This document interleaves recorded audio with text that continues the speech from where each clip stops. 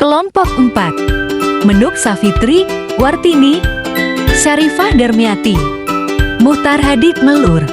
Bahan yang dibutuhkan: 2 gelas aqua plastik, kapas, biji kacang hijau, air. Cara kerja: siapkan biji kacang hijau.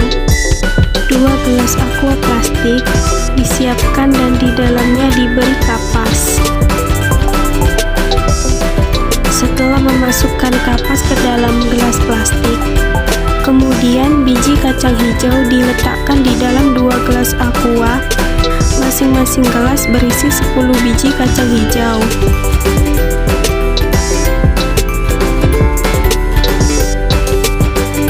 Setelah masing-masing gelas berisi 10 biji kacang hijau, selanjutnya masing-masing gelas ditambahkan 3 sendok air.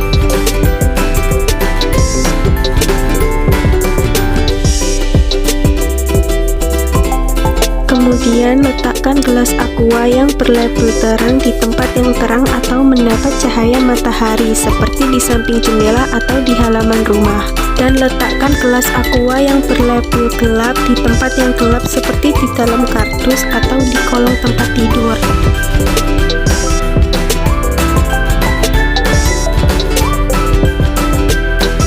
Pada hari pertama pengamatan, kita dapat mengetahui biji kacang hijau yang diletakkan di tempat yang terang belum mengalami perkecambahan, dan biji kacang hijau yang diletakkan di tempat yang gelap juga belum mengalami perkecambahan. Pada hari kedua, biji kacang hijau yang diletakkan di tempat yang terang sudah mengalami perkecambahan, yaitu sebanyak 1 buah biji. Sedangkan biji kacang hijau yang diletakkan di tempat yang gelap belum mengalami perkecambahan. Pada hari ketiga, biji kacang hijau yang diletakkan di tempat yang terang mengalami perkecambahan sebanyak 6 buah biji. Sedangkan biji kacang hijau yang diletakkan di tempat yang gelap mengalami perkecambahan sebanyak 5 buah biji.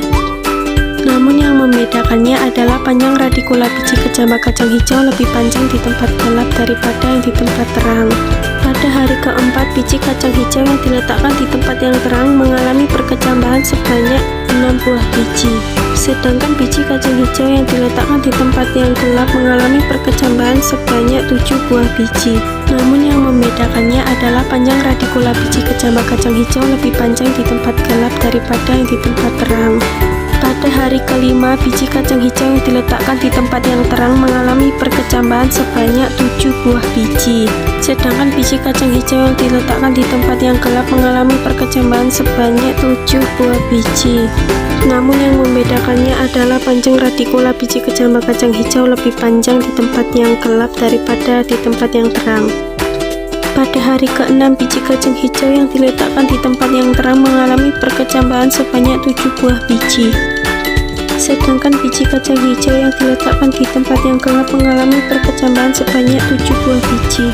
Namun yang membedakannya adalah panjang radikula biji kecambah kacang hijau lebih panjang di tempat yang gelap daripada di tempat yang terang. Pada hari ke-7, biji kacang hijau yang diletakkan di tempat yang terang mengalami perkecambahan sebanyak 8 buah biji.